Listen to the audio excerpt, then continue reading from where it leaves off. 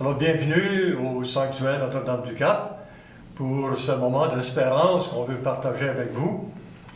La journée du 24 mars est spéciale dans l'histoire du monde même. Imaginez que ce jour-là, dans un pays pas tellement loin de nous autres, en Amérique centrale, au Salvador, il s'est passé quelque chose d'affreux. L'archevêque, Monseigneur Oscar Romero, était en train de célébrer l'Eucharistie. Quand, durant cette Eucharistie, quelqu'un à la solde de l'armée est venu, a tiré sur lui et l'a assassiné. Il est tombé devant l'autel où il célébrait. C'est lui que vous avez ici représenté au sein de son peuple. Parce que s'il a été assassiné, c'est parce que justement il avait fait un choix difficile, mais un choix ferme de sa part, de vouloir sauver tout son peuple.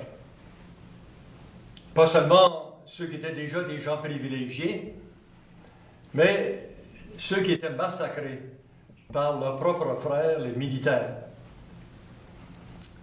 C'est important de saisir un petit peu l'évolution qu'il a vécue, j'ose même dire la conversion qu'il a vécue. Vous savez, comme jeune prêtre et jeune évêque, il était plutôt proche des gens puissants de ce pays, proche de la classe privilégiée. Il était à l'aise avec eux autres. Et c'est seulement quand deux de ces prêtres, qui eux avaient fait le choix d'être proches de ceux qu'on écrasait de toutes sortes de façons par de l'injustice et de plus en plus par la guerre. Ces deux prêtres, un soir, l'ont emmené dans les quartiers populaires découvrir la réalité du peuple. Romero était un homme de cœur. Ça l'a touché profondément, ça l'a bouleversé en fait. Et à partir de ce moment-là, il a fait un choix de sauver tout son peuple de cette exploitation et cette violence qui éclatait de toutes parts. Ça a été difficile. Vous savez, quand on est déjà en lien, je dirais même bien accueilli par les gens au pouvoir, c'est difficile un jour de faire un choix qui va les contester dans leur action. C'est ce qu'il a fait. Et à partir de ce moment-là, il a commencé à parler, à prêcher, à intervenir auprès des autorités, toujours avec le message militaire, cessez de tuer vos propres frères et sœurs. Et comme il savait que c'est un jeu dangereux quand on s'oppose comme ça, alors il avait dit, si jamais vous m'assassinez, moi je vais ressusciter dans mon peuple. Eh bien, c'est ce qui est arrivé. Après l'assassinat, les militaires ont eu beau défendre les rassemblements publics, des marches ont commencé à s'organiser. Et le peuple scandait « Romero, tu n'es pas mort, tu vis en nous ». Pas seulement au Salvador, ça a été emblématique de toute résistance contre l'oppression et l'exploitation. Alors, depuis 40 ans aujourd'hui, des marches, des manifestations se sont faites à travers le monde entier, dans beaucoup de pays en tout cas. Moi-même, j'ai participé à des manifestations de ce genre durant 20 ans. Pourquoi? Parce que c'est pas seulement un homme dans un pays qui a risqué sa vie. C'est un appel à ce qu'il y ait des vrais changements pour qu'enfin la paix véritable puisse s'établir dans le monde entier. C'est le message qu'il nous a laissé, puis c'est ça qui a perduré jusqu'à aujourd'hui. Mais en quoi ça nous concerne, nous autres? Voyez-vous, on vit une étape bien spéciale avec cette pandémie de COVID-19. Tout le monde est dérangé. Beaucoup sont angoissés. Beaucoup perdre des amis ou de la parenté, un deuil affreux, sans qu'on puisse même dire adieu. C'est grave ce qui se produit. Mais moi, je vais oser vous dire quelque chose. Cette pandémie n'est rien à côté de la pandémie de la violence, de la guerre, de l'exploitation, qui se vit à grandeur du monde aussi, et depuis longtemps.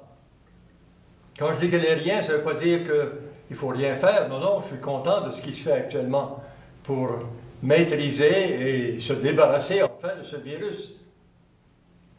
Mais c'est important qu'au moment où on est dérangé par ça, on ne cesse pas d'être présent, d'être conscient que la violence, sous bien des formes, se répand dans le monde.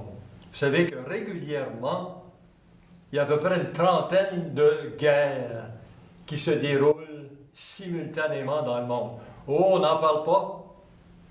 Parfois d'une qui nous touche un peu plus près, mais non, on n'en parle quasiment pas. Et pourquoi? Parce que ça fait l'affaire des pays plus puissants, plus fortunés, d'organiser des guerres dans d'autres régions, même pour vendre des armes. Alors cette pandémie-là de la violence, elle doit cesser. Peut-être que la pandémie du coronavirus va même servir à la fois à nous découvrir sur le même bateau, comme on dit. Donc solidaires les unes des autres, les nations du monde. Un de mes amis m'écrivait hier soir, tu sais, un des bienfaits de cette pandémie actuelle, c'est qu'on découvre qu'on ne peut plus continuer le marché international de la façon qu'on le fait. Et que peut-être qu'on va davantage respecter et acheter chez nous, surtout au plan d'alimentation. Et déjà, ça va amener plus de vraie autonomie des pays. Peut-être. Mais ce que j'espère surtout, c'est que ça nous éveille à la solidarité avec ceux qui, dans notre monde aujourd'hui, continuent d'être violentés, violés, de toute façon exploités. Que notre cœur soit ouvert à ça. Que notre Église, à la suite de notre premier pasteur François, s'éveille de plus en plus à ces enjeux de l'humanité. Il y a toujours eu dans l'Église, malgré parfois sa solidarité avec les puissants pour garder ses privilèges, il y a toujours eu une voix prophétique. Des gens qui se sont levés, à la suite de Jésus d'ailleurs, pour déclarer, plutôt pour condamner toute exploitation de ton prochain. Alors, prions pour que cette voix prophétique rejoigne non seulement nos chefs religieux, dont c'est la mission spéciale, et même nos chefs civils, pour que dans leur cœur et dans leurs actions, dans leurs décisions, ils tiennent enfin compte de plus en plus de la réalité de ceux qu'on exclut dans la société. Vous ne trouvez pas que ce serait une intention à porter chaque jour?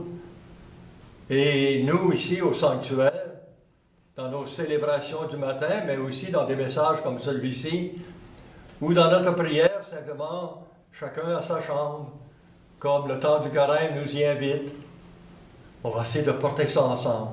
On compte sur vous, parce que la preuve est faite.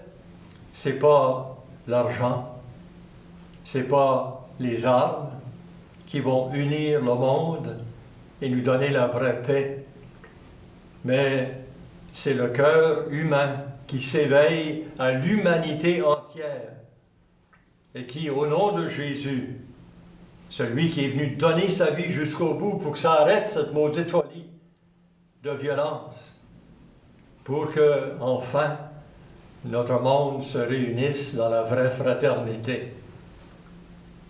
Merci et continuez à espérer parce qu'il y a de l'avenir devant nous.